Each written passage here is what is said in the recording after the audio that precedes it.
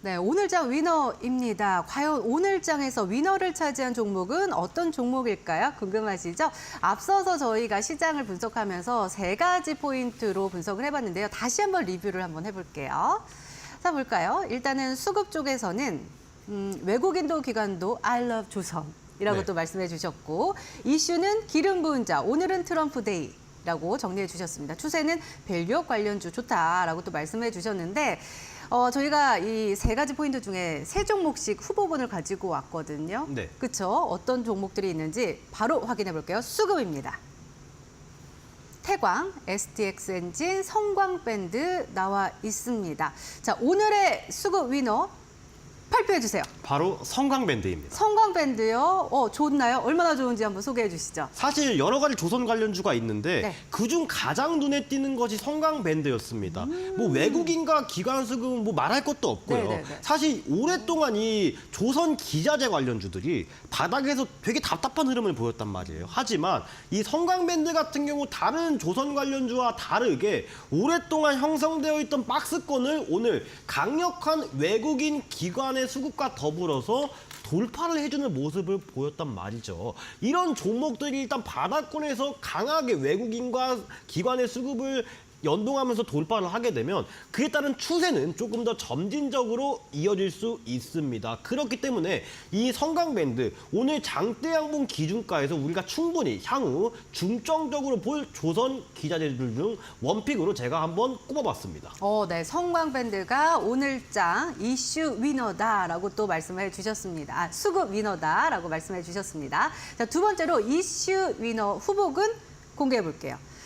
SY 스텔텍, 삼부토건, SY 나와 있습니다. 과연 이 안에 오늘장 이슈 위너는 어떤 종목일까요? 바로 SY 스틸텍입니다.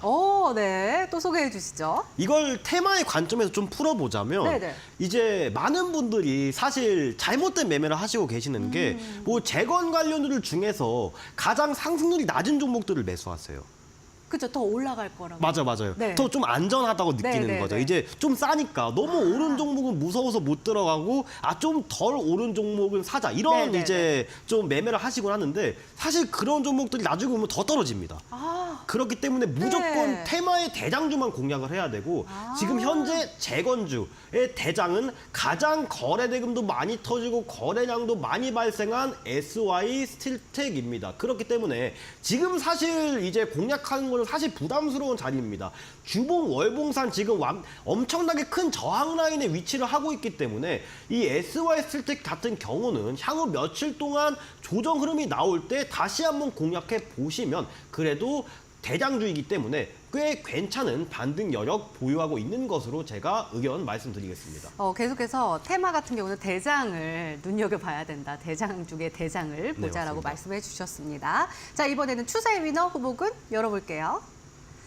우리금융지주, KB금융, 신한지주 이렇게 말씀해 주셨습니다. 자, 그중에 추세 위너는 어떤 종목일까요? 바로 우리금융지주입니다. 우리금융지주.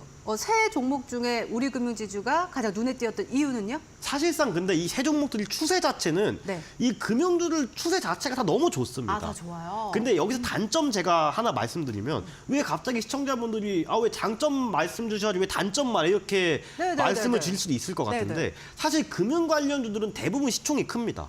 대부분 조 단위가 넘어가기 때문에 이 한 번 상승 추세를 타면 강하게 이 추세 안에서 움직이는 성질이 있지만 그렇게 드라마틱한 상승률을 단기간에 보여주지는 않아요. 네네. 그렇기 때문에 이 추세적으로 지금 신고가 돌파 상단의 위치에 있으면서 일봉상 그다음에 한 구간만 넣으면 지금 이제 역사적 신고가로 곧 넘어서는 구간이 되기 때문에 제가 우리금융지주 한번 뽑아봤고요. 수급적으로도 꽤 양호한 측면을 가지고 있습니다. 그렇기 때문에 우리금융지주도 앞으로 좀 잘 살펴봐야 되는 종목 중에 하나고 대신 단점은 이 금융지주사 지주사들 자체가 좀 느릿느릿하게 움직입니다. 뭐 폭발적으로 단기간에 뭐 폭등하고 그런 재미는 또 없기 때문에 좀 느긋한 거 좋아하시고 우직한 매매 좋아하시는 분들은 좀 안성맞춤일 종목일 것 같습니다. 그래서 우리금융지주 제가 오늘 요 추세 이슈 중에 한번 원픽으로 한번 뽑아봤습니다. 저 요 세 종목을 또 공개를 해주셨습니다. 성광밴드, SY 스틸텍, 우리금융지주 이렇게 말씀해 주셨는데 앞서서 아니 저는 이렇게 순수하신 줄 몰랐어요. 이슈에 있어야 했더니 없다 그러셨잖아요. 네. 아, 진짜. 저 그러면은 우리 이슈에는 어차피 없으니까 SY 스틸텍 차트 한번 보시면서 분석 네. 좀 해주시겠어요? 제가 이제 또 딱 좋아하는 테마 대장주의 차트 분석인데 네. 제가 아까 좀 말씀드리고 싶은 부분이 있었어요. 제가 주봉 월봉상 강력한 저항대가 남아있다고 말씀을 드렸잖아요. 지금 SY 때 한번 주봉을 보시면 네. 4,500원 라인에 이게 주봉이거든요. 오, 지금 네. 엄청 강한 저항대가 이렇게 형성을 하고 있습니다. 우리가 이러한 테마주를 매매할 때 항상 제가 손익비를 강조하는데 이 손익비가 뭐냐면 손절한 구간은 짧고 수익 볼 수 있는 그 기대 수익값은 큰 구간이 손익비가 좋다라고 표현을 합니다. 네. 근데 지금 주봉하고 월봉상 이렇게 큰 저항대가 위치하고 있는데 이거를 제가 손익비 관점에서 보면 상당히 손익비가 안 좋은 매매가 될 거란 말이죠. 그렇게 따지면 이 저항선을 강하게 돌파해 주거나 아니면 조정 시 매수하거나 그런 전략이 유효하다는 겁니다. 무조건 테마 대장주고 테마의 크기가 크다고 해서 매일매일 상승하는 종목은 없습니다. 그렇기 때문에 제가 이 말씀드린 조정의 의미, 손익비에 대한 의미에 대해서 좀 곰곰이 생각해 보신다면 조금 더 효율적인 매매가 되지 않을까 그렇게 말씀을 드리고 싶습니다. 네, 알겠습니다. SY 스틸텍은 그래서 탈락이죠. 탈락이죠. 자, 그렇다면 이 두 가지의 후보가 남았습니다. 성광밴드 그리고 우리금융 지주 중에 최종 위너 종목이 나올 것 같은데요. 요거 어제 방송 보셨다면서요? 네. 갑자기 해야겠네. 두구 두구. 자, 최종 위너 종목은 무엇일까요? 두구. 바로 성광밴드입니다. 성광밴드 아까부터 네. 계속 사실은 너무 좋게 말씀하시고 표정부터 성광밴드 하실 때 너무 네. 좋더라고요. 네. 어떻게 좋은지 그리고 투자 전략도 좀 소개해 주시죠. 이 성광밴드 같은 경우에 사실 제가 드리고 싶은 말이 좀 많은데 아쉽지만 그렇게 많은 시간이 저한테 주어지질 않았습니다. 네. 그래서 제가 간략하게 좀 말씀을 해드리면 차트를 한번 보시고 이제 수급까지 한번 챙겨보도록 할게요. 일단 차트 한번 먼저 보시겠습니다. 일단 성광밴드 같은 경우에는 2년 만에 역대 최대 거래 대금으로 이제 이 박스권을 돌파를 해줬습니다.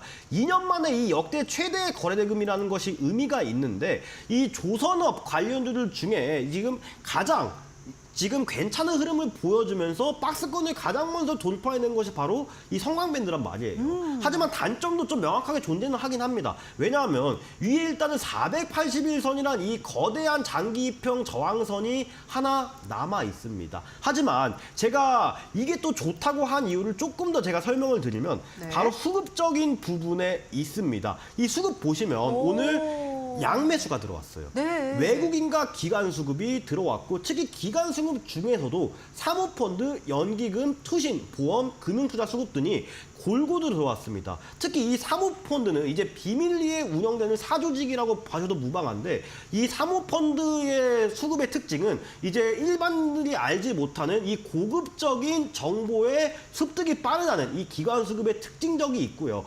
연기금은 아시다시피 장기적인 투자 성향을 가지고 있습니다. 위로 보았을 때 이 기관 수급만 조금만 점진적으로 개선이 되고 연속적으로 개선이 된다면 조금 더 이 성광밴드 향후 주가 흐름에 상당히 긍정적인 영향을 미치지 않을까 판단이 되고 있어요.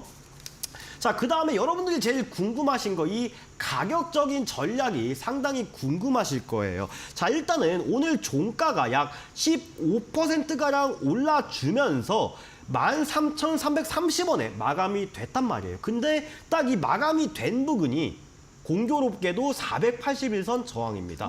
그렇기 네. 때문에 내일 뭐 이 저항을 뚫어버리고 갭으로 띄울 수도 있단 말이에요. 그러면 사실 어쩔 수는 없지만 향후 이 종목이 조정이 나왔을 때 약 하단 12,700원 부근입니다. 이 12,700원 부근이 어디냐? 바로 241선 부근입니다.